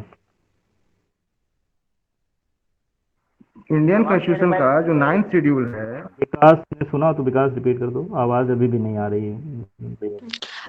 Hello sir. भैया ये कह रहे हैं, ये है एग्जैक्टली कि उनका कहना है कि जो कॉन्स्टिट्यूशन की 9वीं जो अनुसूची है उसको जुडिशियल रिव्यू के साथ कैसे जो है आप उसको देखते हैं, कैसे आप उसको रेट करके देखते हैं? The question is this exactly. 9वीं अनुसूची को हाँ, ठीक, तो नवीन इसके को जुडिशियल रिव्यू के साथ कैसे आप देखेंगे? देखिए, पहला मामला तो यहीं से आता है। जुडिशियल रिव्यू की शुरुआत भारत में यहीं से होती है और इस 9वीं सूची में संशोधन करने को लेकर के ही, जबकि सुप्रीम कोर्ट ये कहता है कि पार्लियामेंट के पास किसी भी तरीके का संशोधन करने का राइट है, कहीं भी किसी भी पार्ट में संशोधन कर सकती है।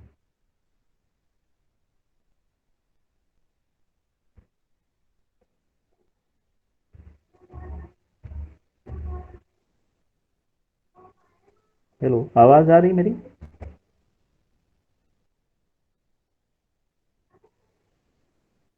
हेलो। यस सर, थोड़ी सी आपकी अब आ रही आवाज़ आ रही है, आप कंटिन्यू करिए। नहीं नहीं, मेरे साइड से हो गया है। अब कोई और अगर सवाल पूछना चाहे, भैया कुछ काउंटर करना चाहें कुछ हेलो सर, जी। Am I audible sir? हाँ हाँ, बोले मोहित।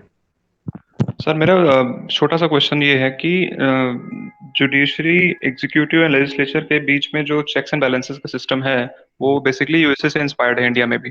जी and my question is this कि ये जो विवाद बार बार सामने आता रहा है कि कि संसद की संविधान में संशोधन करने की सर्वोच्चता या फिर उसका एकाधिकार किस हद तक है और उसकी क्या सीमाएं हो सकती हैं संविधान को परिवर्तित करने की या संशोधित करने की।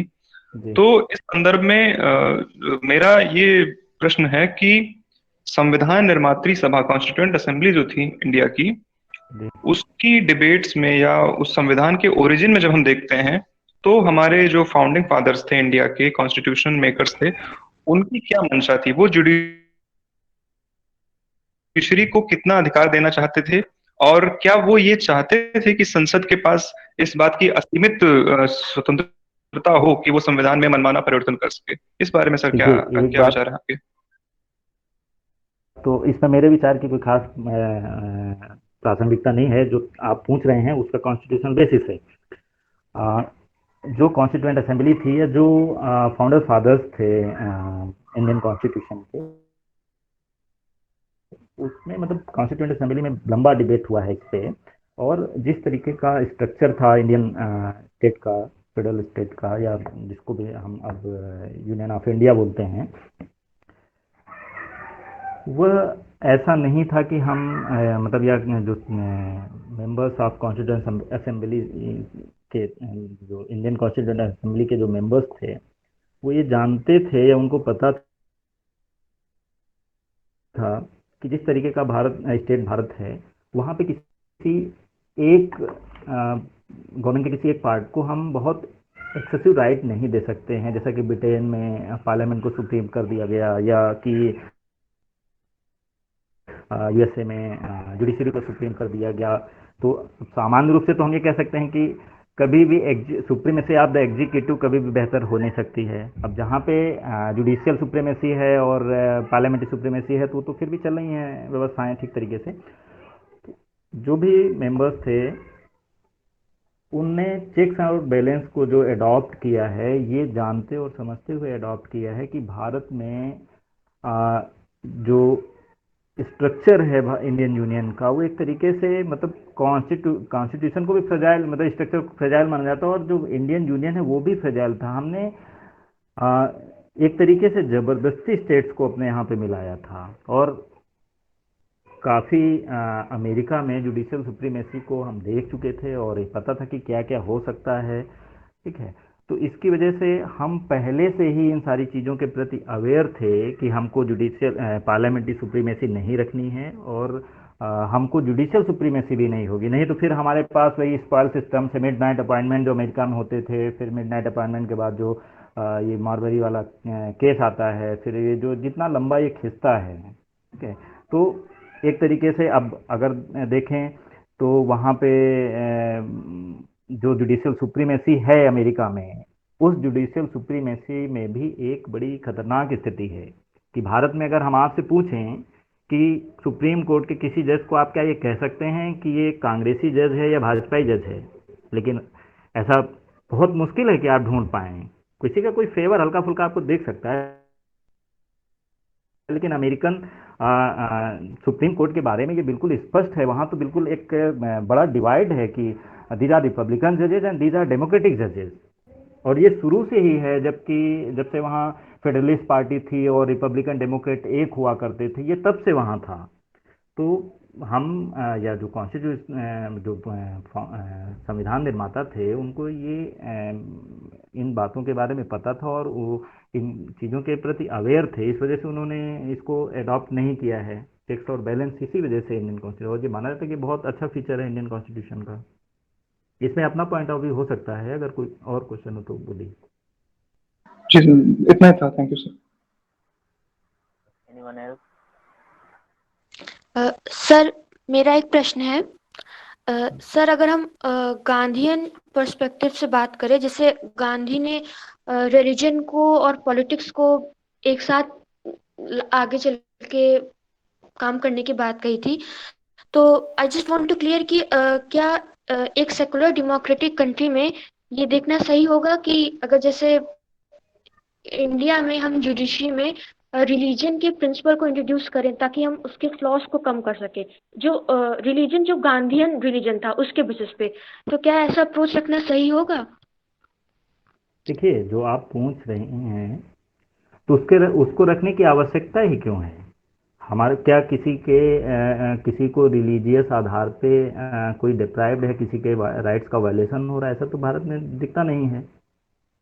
इवन ऐसा कई बार प्रतीत होता हुआ दिखता है कि मतलब किसी एक पर्टिकुलर सेक्शन को, जिसको कि हम क्या कहते हैं, इस्लाम कह सकते हैं या फॉलोअर्स ऑफ द इस्लाम कह लें, तो वहाँ पे कई बार देखा ऐसा प्रतीत है कि उनके राइट्स पे कुछ डेंट हो रहा है, लेकिन एक्चुअली ऐसा कहीं किसी इक्का दुक्का केस में कहीं पर्टिकुलर उसमें मिल जाए तो अलग बात है, अदरवाइज इन जनरल तो भारत में नहीं मिलता है। तो मुझे नहीं लगता है कि हम जिस तरीके के हमने सेकुलरिज्म को अडॉप्ट किया, हमारा सेकुलरिज्म अमेरिका और ब्रिटेन या रूस का सेकुलरिज्म नहीं है। हम धर्मनिरपेक्ष के बजाय पंथ निरपेक्ष हैं। हम रिलीजन को एक तरीके से अडॉप्ट किए हुए हैं। हमारे अंदर हमारी प्रैक्टिसेस में भी दिखता है और गवर्नमेंट की प्रैक्टिसेस में भी दिखता है, वो भी तब जबकि किसी एक रिलीजन या किसी पर्टिकुलर कम्युनिटी के प्रति सरकार कुछ वैसा करते हुए ना दिखे, उसके बावजूद हम इसको एक तरीके से इनहेरिट करते हैं कि हमारी इनहेरिटेंस है। और हम इसको हिस्टोरिकली देखें तो शुरू से ही हमारे यहाँ का जो इंडियन ट्रेडिशन है, वहाँ ही मतलब डिफरेंट रिलीजन्स और कल्चर्स वो फ्लोरिश की हैं, तो उसको अलग से कुछ रखने की आवश्यकता ही नहीं थी। इवन मानना तो ये भी है, सेकुलरिज्म भी पहले शामिल नहीं था और बाद में भी जो शामिल किया गया, इसको भी ना रखा जाता तो भी कोई भारत के का जो पॉलिटिकल सिस्टम है, यदि इसमें प्रेम्बल में इसको शामिल न किया जाता सेकुलरिज्म 42nd अमेंडमेंट से, तो भी कोई फर्क नहीं पड़ने वाला था। हम सेकुलर थे या सभी धर्मों का हमारे यहाँ समान रूप से आदर था और रहता अपने आप, कोई इसको जरूरत नहीं थी। मुझे नहीं लगता कि उसको अलग से लिखे जाने या शामिल करने की आवश्यकता है। जी sir, thank you sir. Okay, now anyone else? कोई और है? Okay, so I am audible? Sir yes, audible? बोलिए। Yes. So first of all, I would like to congratulate to Abhay for such an interesting and comprehensive lecture on the judiciary. And my question basically is not my question, it is basically some query. ठीक है कि एक नया debate Indian judiciary को लेकर create हो रहा है या क्रिएट हुआ है, या उस पर हम लोग बात कर रहे हैं कि constitutional morality and the social morality, इन दोनों के बीच एक राइवलरी क्रिएट हो रही है कि जुडिशरी को कॉन्स्टिट्यूशनल मोरालिटी पे फोकस होना चाहिए या फिर सोशल मोरालिटी पे फोकस होना चाहिए। एक तरीके का एक डायलेमा क्रिएट हो रहा है। तो आपका इस पे पर्सपेक्टिव क्या है, या आपका क्या इस पे मानना है कि जुडिशरी को इन दोनों एस्पेक्ट्स में से ज्यादा फोकस भी किस पे होना चाहिए? Is it of constitutional morality or should be on the social morality? Because both are the very important section of the judiciary and the society as well. देखिए, सबसे पहले तो कॉन्स्टिट्यूशन जो है वो स्टैटिक नहीं हो सकता है। और from the passage of time उसमें परिवर्तन होता रहता है और होता रहना चाहिए, क्योंकि व्यवस्थाएं कभी स्थिर नहीं होती हैं। तो वह मतलब कोई भी रूल है या कोई भी लॉ है तो वह परिवर्तनशील है, और उसमें परिवर्तन उसका एक तरीके से स्वाभाविक उसका चरित्र है, नेचर है। अब कोर्ट पूर्व में कॉन्स्टिट्यूशनल मोरालिटी के अकॉर्डिंग ही डिसीजन देता रहा है या अकॉर्डिंग टू लॉ चलता रहा है।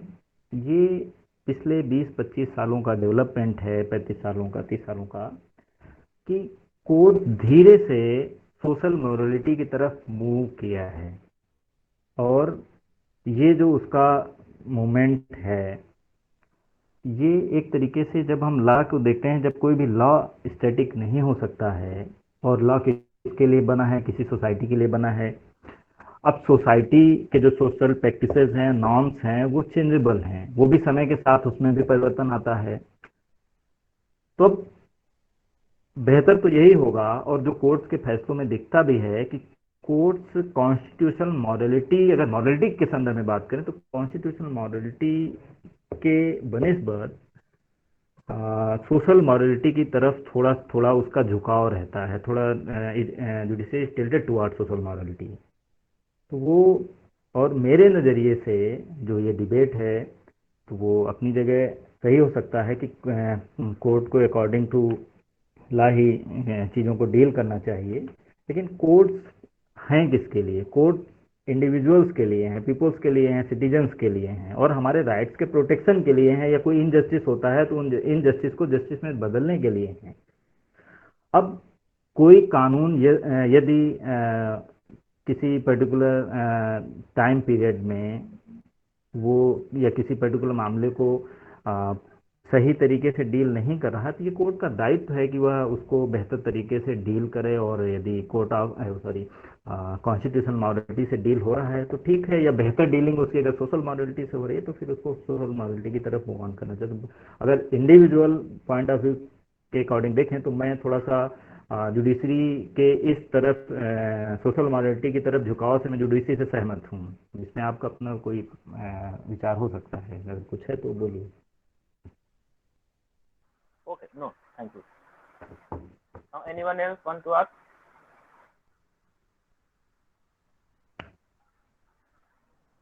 Okay, I think that Bhaiya, Okay. we should wind up. Yes, Okay. yes. Let the Sir. conclude. Okay, Omni conclude. Okay. So now the lecture is over, and I am sure it is very fruitful for all of us. And thank you, all of you, to participate in this session. Especially thanks to Abhay sir, who delivered such a wonderful lecture. And thank you to Rajnikant sir, Vikas sir, who put their point of view in this lecture. Now we will meet in our next session. Thank you. Thank you to all. Thank you. Okay, thank you to all. Thank you, sir. Thank you, sir.